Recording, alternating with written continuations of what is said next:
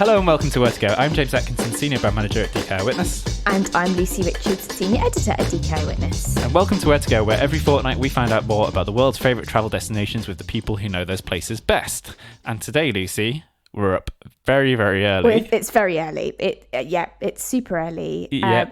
I have not had coffee yet, which I think might be a mistake for this podcast. Oh, no. I thankfully have. I rushed in a mug just before we started recording. But listener, there's a very, very good reason why we're up early. And as you may guess, it's time difference related. Yes. So we are going all the way around the world, straight from the UK all the way to New Zealand. Yeah. Where our guest is joining us kind of quite late night. Yes, I know.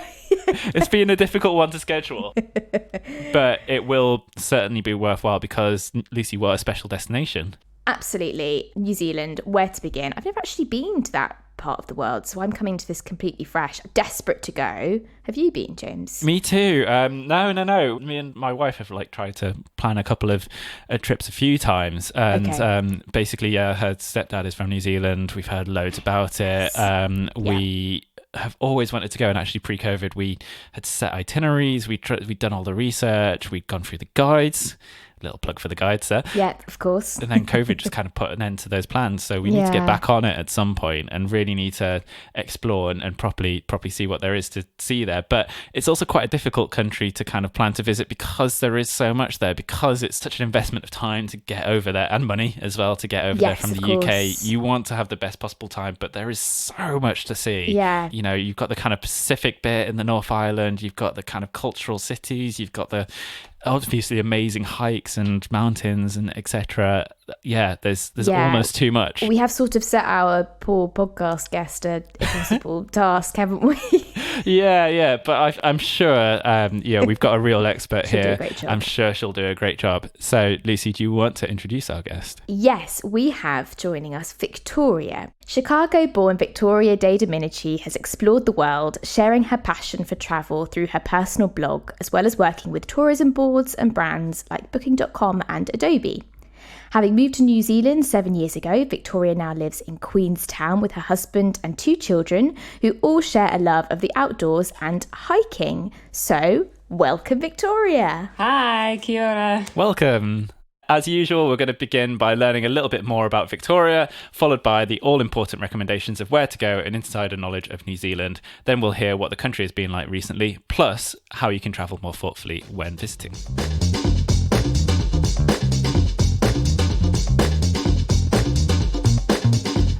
Victoria, what was it that drew you to Queenstown specifically? All right, so I actually first moved to New Zealand in 2015, and Queenstown was always an idea, but my now husband and I first decided to go to Wellington, and we lived there for about 6 years, and Queenstown was always our kind of favorite place to go.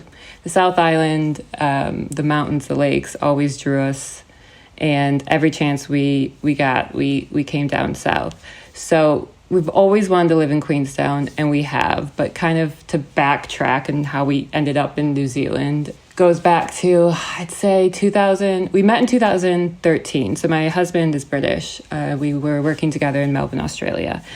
And someone I worked with started talking about her time in New Zealand. And it was never really on my radar. Never really thought about it.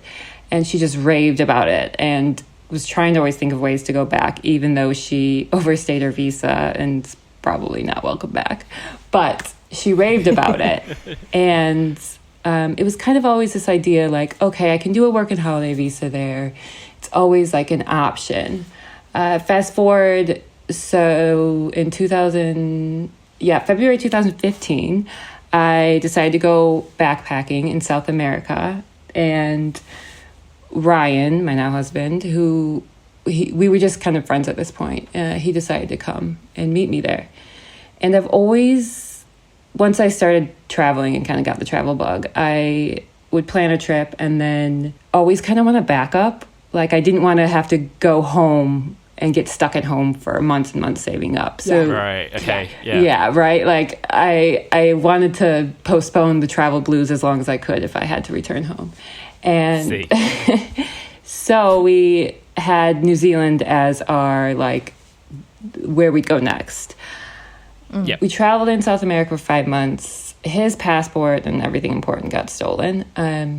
Not fun. And the UK passport, emergency passport, is actually quite limited. Don't know if you guys have experienced it, but thankfully it's not. basically like a yellow piece of paper. Yeah. It's not a fun one. And it limits where you can go. I think you can only get to 5 countries, but you're supposed to kind of be heading home. But we still had months to travel. So we continued to travel, always knowing we'd have to kind of go home. And that's what we did. So we both went home after South America, saved a quick bit of money as we could, and then came over to New Zealand in 2015. And kind of knew we'd probably fall in love with it just from what we gathered. We met a Kiwi in South America who was almost bored of South America because he's like, we have everything just smushed together on 2 islands that, you know, this whole continent has. And we arrived, decided on Wellington because we had some other friends going there. Immediately fell in love with the little capital city. And man, 7 years later, we're here still. 2 kids later. Oh, wow. Yeah, it's been a journey. And one of the big things, like I said before, the mountains were always calling, and it was just about finding a way to get here. We were limited with work visas, which is why we stayed in Wellington so long. But when the opportunity came up and we were like, let's go for it. Yeah, we made Queenstown home, and it's wonderful. The rest is history. Yeah, exactly. What an amazing story. And has it kind of, that Kiwi that you met in South America, has it lived up to the everything that's in South America you can find and more in New Zealand? I mean, landscape, yes, 100%. You've got everything here, you know, desert, alpine environments, rainforest, tropical, like, islands. It's just endless. It's 2 pretty big islands. Like, I think New Zealand is 10%. Is it 10% like bigger than the UK? We have 5 million people. 5 million versus 68 million. Yeah, 60, 65, something like that. Yeah. So yeah, we're a bit more crammed in over here. But I mean, yeah, I've heard about like kind of like loads of different ecosystems in New Zealand, loads of different climates that you can kind of move through as well. And what specifically about sort of Queenstown's particularly sort of drew you there? For listeners who don't really know too much about Queenstown. Yeah, well, Queenstown is known as the adventure capital of New Zealand. You come here and everywhere you look, you've got all the adrenaline junkie activities you can do. Everything that your mom tells you, like, please don't do when you go on a trip is available here. Jumping out of planes, bungee jumping, just everything. So that was one thing. The second thing, the mountains. I grew up in Chicago, flat as can be, right? There's nothing near us. And I've been out west in the States, but until I went to India and saw the Himalayas, it was, you know, pretty like life-changing. And the power of mountains and the way you feel in nature, that is what really like drew us down here. It's a small little mountain resort town. Some people say it's, you know, oh, I could never live in Queenstown, it's too touristy. But I love it because I get to see tourists fall in love with it too, in the same way, you know? And I just love that part of it. And you have all these beautiful lakes. And every day, I mean, I've been here for a year and a bit, and I still am in awe when I drive into town and just the views that surround us. I'm just so fortunate. How wonderful. It's really interesting, that kind of like experience. A lot of us are kind of used to people complaining about tourists and stuff, but actually you get to experience something that could be potentially life-changing for lots of people time and time again. There's something pretty lovely about that. And are there any other places in New Zealand that hold a special place in your heart? Oh, so many. Wellington won. Yep. Yeah, I mean, there's always something I love about it. But Wellington, great little capital city. I think they call it the coolest capital city in the world. It's a very small, condensed city that runs along the harbor. And great music, amazing food. I miss the food so much. A lot more culture. There's a couple universities there. It's a great little city. And a lot of people skip it. It's okay, so it's located at the bottom of the North Island, like the very tip. It's kind of hard to get to, best to kind of fly in. So a lot of people skip it. So if you're coming to New Zealand, don't. But then on the flip side, the weather isn't always the best there, so I understand. Then definitely Fiordland is one of the best places, easily. So Fiordland is just a couple hours from Queenstown, and the drive-in is jaw-dropping. You're looking at glaciers, mountains with just endless waterfalls everywhere you look. It's just amazing. Like, you need to pull over very often on the road to get it. And then you get there, and that's where Milford Sound is, which is, it's one of those places that they say, like, oh, it's the eighth wonder of the world. I know there's a lot of, like, eighth wonders, right? But it is magic down there. Again, just all these waterfalls just flowing all around you.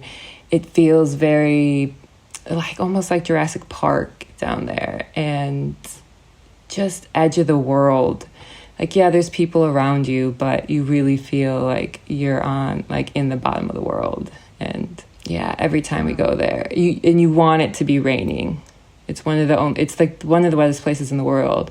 Oh, really? Oh. You want the rain, because the rain means even more waterfalls. It is beautiful. Oh. It's beautiful in the sun. Yeah. But you want the rain. Yeah. That's a good insider tip. Yeah, you want the rain. And if you go to Milford Sound, you have to take a cruise. They have cool kayak cruise combinations and whatnot. And if it is raining, get on the roof of the boat, like, be outside, get wet. It's worth it. Yeah. 100%. That sounds so cool. Yeah.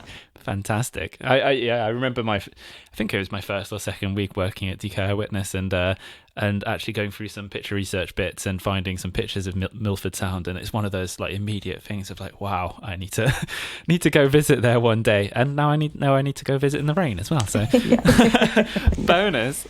And do the North and South Islands kind of have distinct characters? You kind of touched on it already a little bit with, like, kind of temperatures and different weather, but do they have, like, different characters? Is there, like, kind of major differences to them? Yeah, well, if you look at New Zealand, it stretches across so many latitudes, and when you're at the very tip of the North Island, it's very, like, Pacific Island tropical weather, which is amazing. And I always say, like, the North Island is kind of fire and sand.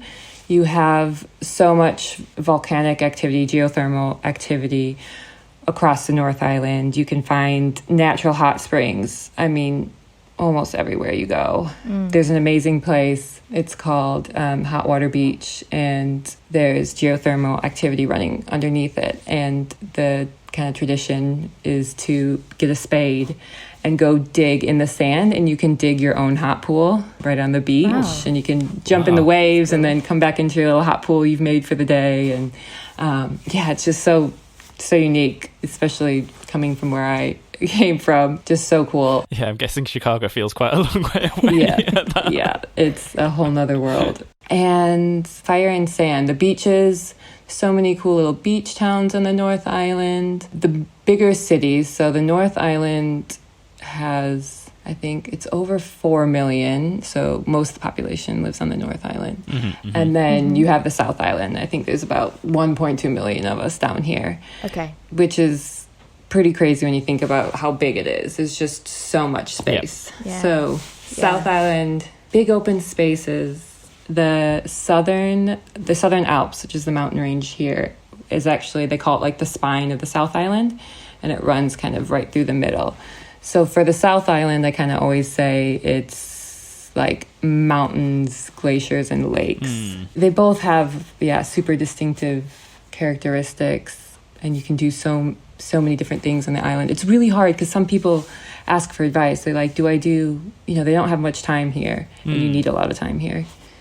And they say, oh, what do I do, the North or the South Island? So I kind of give them, those little tidbits, like what would you rather, what's different to where you've been, right? I have friends coming over from Colorado, but down here would be not too different for them landscape-wise. So I say, okay, go see the volcanoes. Head north. Go to wine country, and there's more like cultural experiences on the North Island for Maori experiences, which are really, really cool to experience, a really important part of New Zealand and the history versus the South Island. Cool. Great. Well, that's a really nice start kicking off point to find out a little bit more about the best things to do in New Zealand.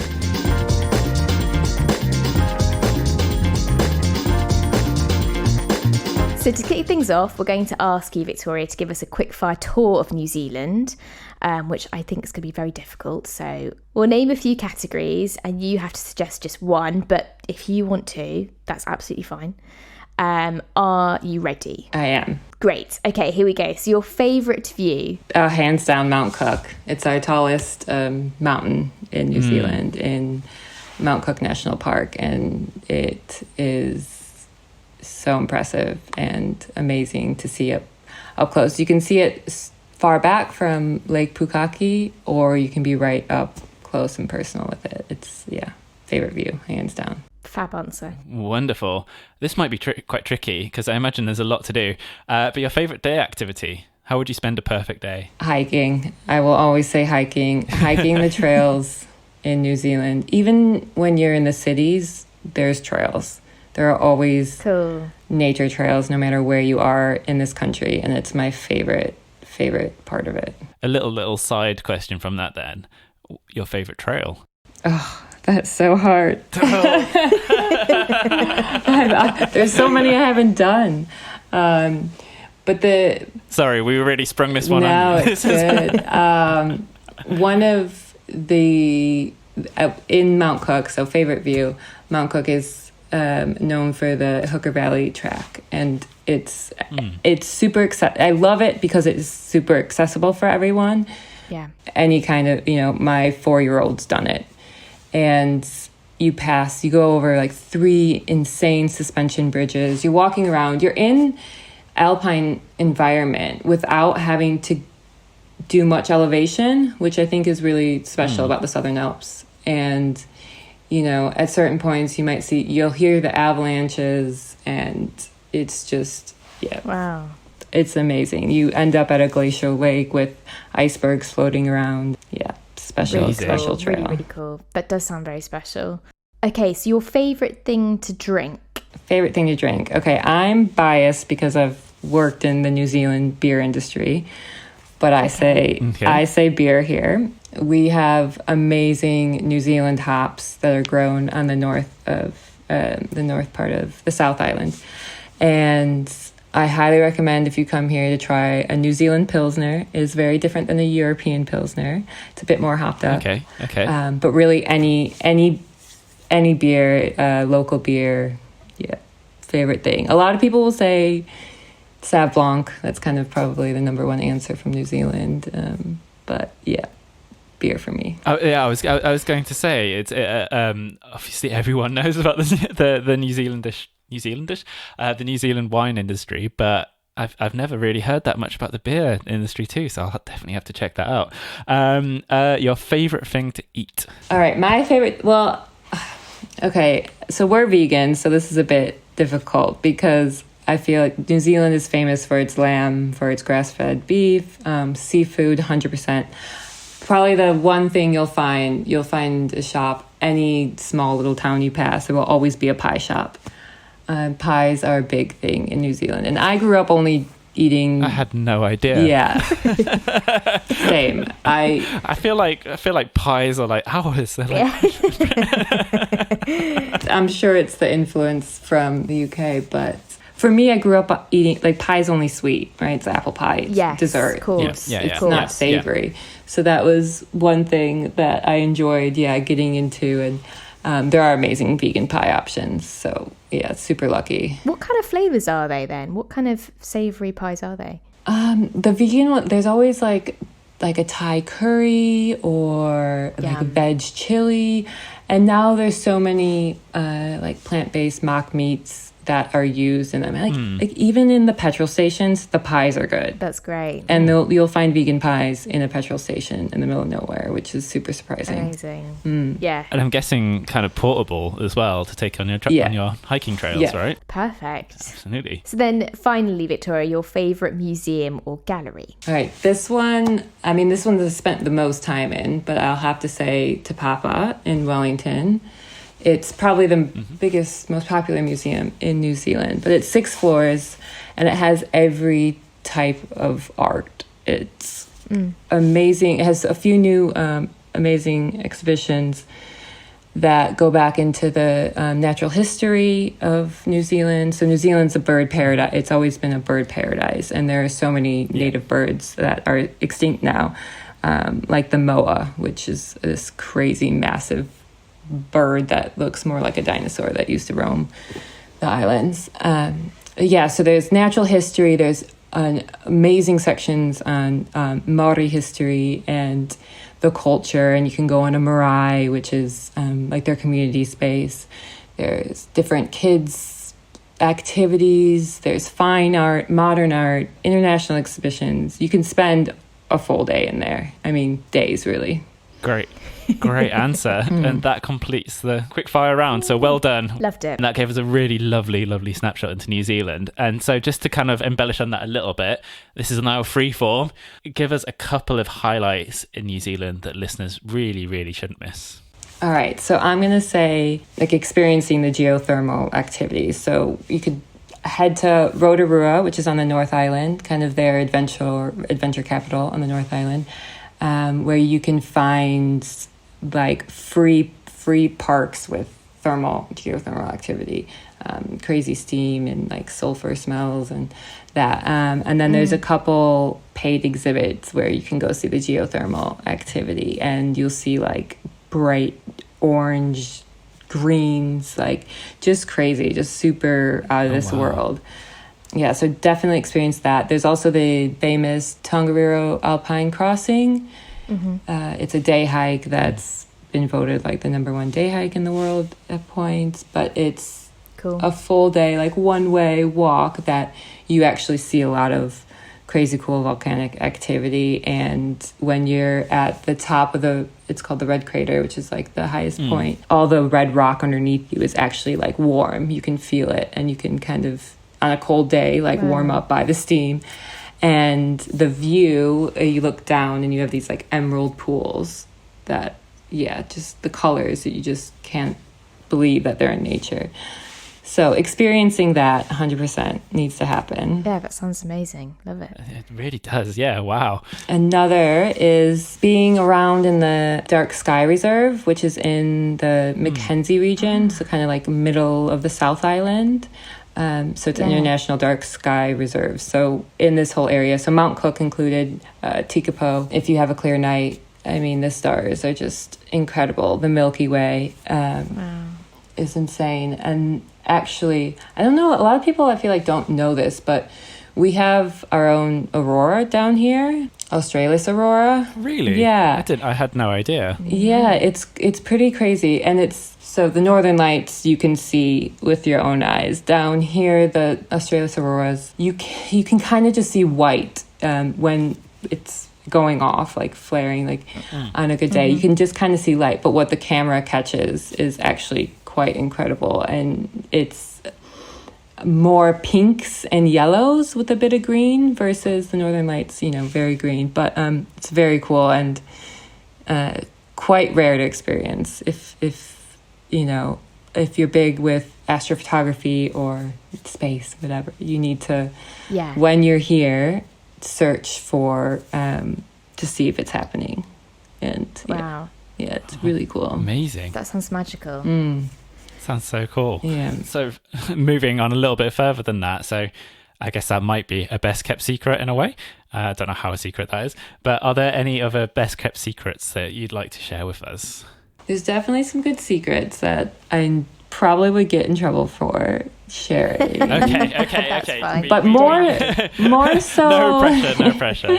More so like the danger factors of getting there, like maybe not the safest. So we'll keep that in. But so one little local one, which, a lot of people don't know about here in Queenstown. So you have the 2 ski fields here. One is the Remarkables. And you pay to go up the road, $10, and there are plenty like a pullover. It's just gorgeous sweeping views of Queenstown and the valleys around. But if you head out all the way to the top where the skiing starts, the top of the resort, and you walk up, there's a walk that everyone kind of does called Lake Alta, and it's a really cool like lake in the middle of the mountains. But it's called the Remarkables Lookout, pretty basic name, but a lot of people actually don't know about it, and it's not really, you kind of just follow the chairlift up, and it's easily like the best view in Queenstown. It's only an hour from the top car park to get there, and highly recommend looking into Remarkables Lookout when you're in Queenstown. Great. Another one of my kind of, it's not so secret, but it's a special place that we would go to a lot from Wellington.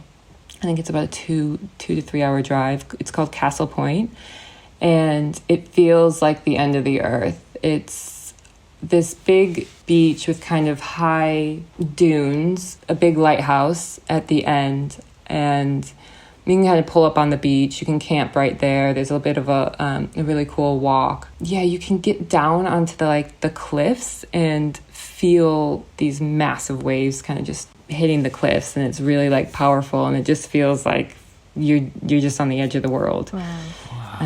It's really special. Yeah, it's a bit hard, like it's not the easiest place to get to, but it's worth it. Yeah, that does sound amazing.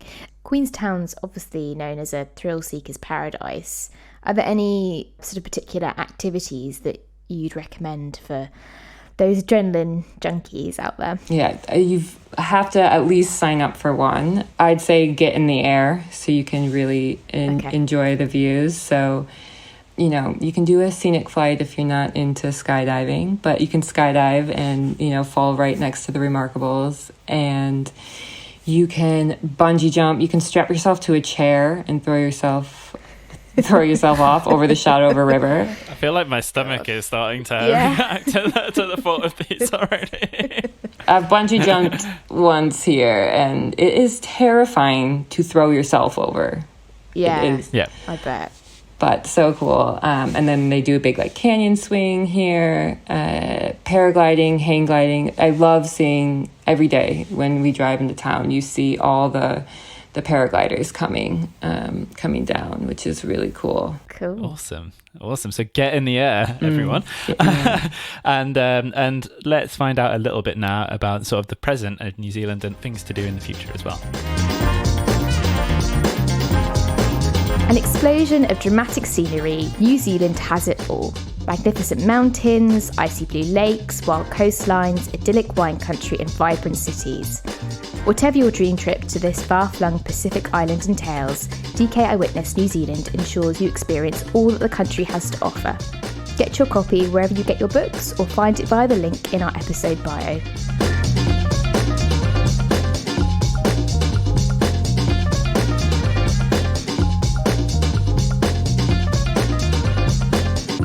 New Zealand closed its borders, obviously, for a long time during the pandemic, Victoria. Have you seen a rebound in tourism since it reopened? Yes, it is. Tourism is booming. Queenstown is the heart of it. It is a different little world to when we first moved here, when the borders were still shut. People everywhere, camper vans, RVs.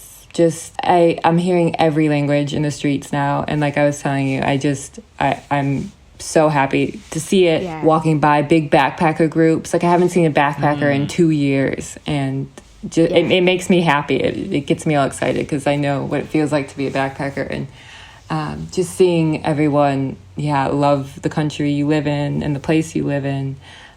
It's good. It was a hard 2 years with the borders shut, especially for the tourism industry is quite sad, seeing a lot of places close down. So it is so good to be on the other side of it now. Good. That's really good to hear. That's really good to hear. And I know that appetite for New Zealand, I think particularly in the US, we've seen some really decent sales of our New Zealand travel guide.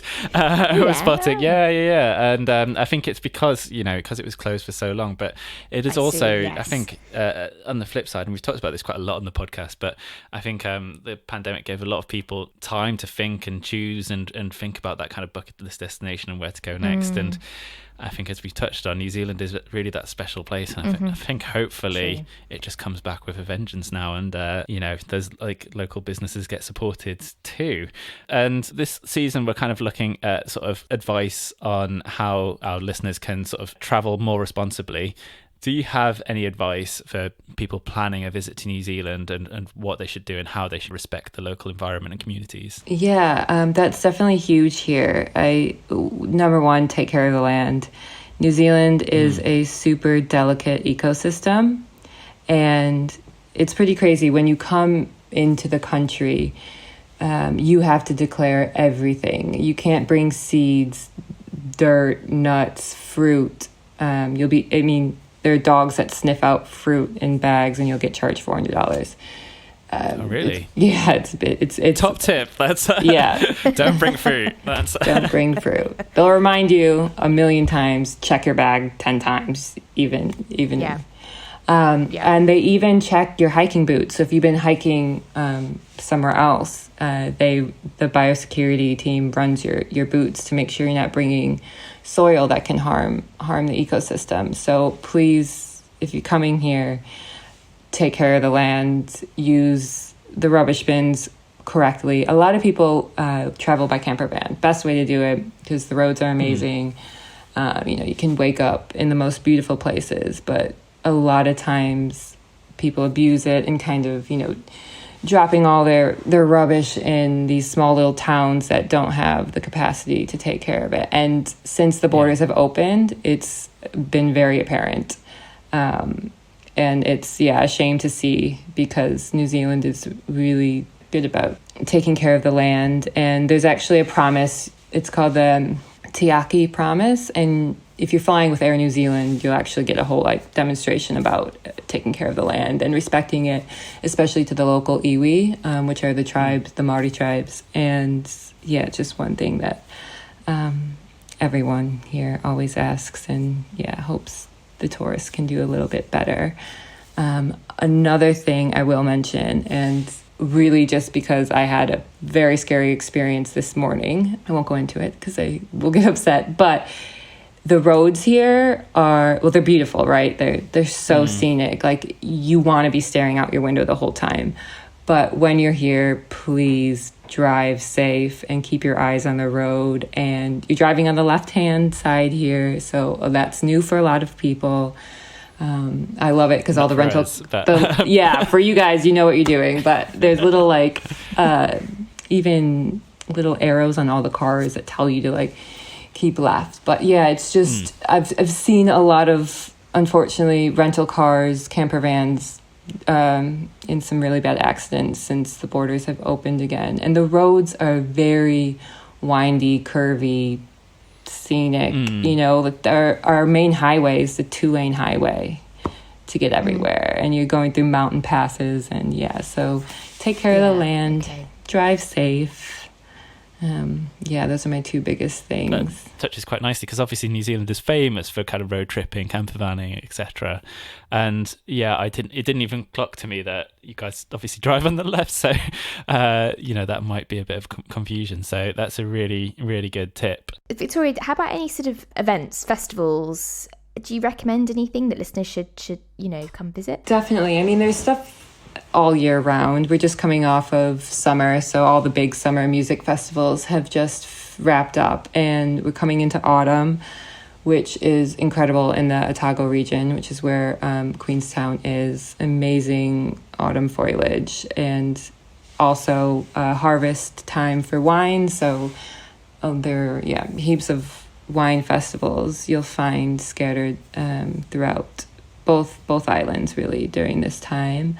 One of my favorite festivals of favorite festivals coming up at the end of this month in Wellington. It's called Cuba Dupa. It's basically a carnival. It's street performers. You can get your group of friends and all dress crazy and do like a parade. And there's random flash mob dances. There's art on every corner. There's performances on every corner. And then there's about 8 stages spread across. And it's completely free for everyone to come. It's just one of those amazing street fairs that you just feel the energy and the love between everyone. And it's a brilliant festival, Cuba Dupa. I realized that we're in March and that it's coming up, and I would love to fly up there again because I haven't experienced it. It was shut down for the years of COVID too. Queenstown is a really cool light festival called Luma that's coming in June, and I haven't got to experience that one yet because they kind of did a smaller version since COVID, but should be back and running again. And you sort of touched on autumn there as like as a nice time to come visit. Is there a particular season that is like kind of best to visit New Zealand in? Is there if listeners are planning a trip? Because sounds like there's so much to see and do. If you did want to get a flavour of the North and South Islands, is there a particular time which might work best? Yeah, well, I'd say you can definitely come any time of the year and you won't be disappointed. The busiest season is our summer, so December to February, where you need to hire cars and camper vans and all that plenty in advance because it gets packed during that time. Autumn is so beautiful down in the Otago region. But the autumn and spring in New Zealand can be quite temperamental. You'll get a lot more unpredictable days versus summer and winter. But if you're a big skier, snowboarder, winter's amazing here because on the South and North Island, there's plenty of places to ski too. So really, any time of the year, come on down. Anytime's a good time. Yeah, you've heard it here first, listeners. Cool. Well, that sort of brings to an end our sort of whistle-stop tour of New Zealand. And obviously, it's a big place. There's a lot to fit in, but I think you've really, really done it justice, Victoria. Yeah, you have, Victoria. I'm very impressed. Thank you. And hopefully, planted a brainwave in a few listeners' minds to get out there, enjoy New Zealand, and do it respectfully as well. Yes. Thank you. So thank you so much for joining us, and yeah. Thank you, Victoria. Thank you. Thank you so much for having me.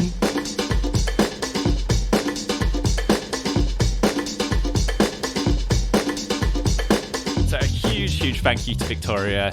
Lucy, wasn't that wonderful? It was so wonderful. She did an amazing job of summarising such a vast, varied landscape. Yeah, as we said at the top of the episode, really, it's so difficult to encapsulate what it is about New Zealand that visitors have to see. There's so much to do there, and I think Victoria gave a really lovely snapshot of the islands. Yeah. And certainly made me want to kind of like revisit my travel plans, look back on that itinerary that I set up a couple of years ago, and look at the horrible prices of flights as well.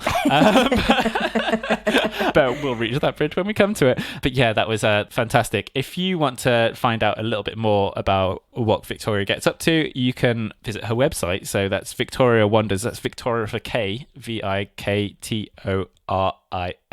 wonders.com. And you can also find her on Instagram and Twitter at Victoria Wonders. So Lucy, where are we going in our next episode?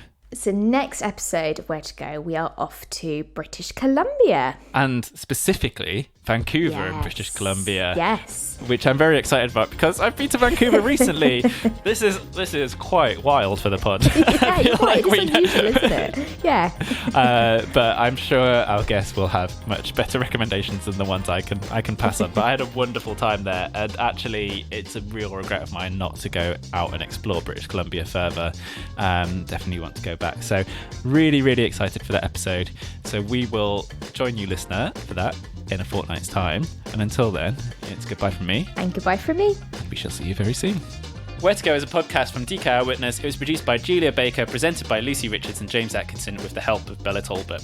For more information about DK Eyewitness, follow us on social media at DK Eyewitness or visit dk.com/eyewitness.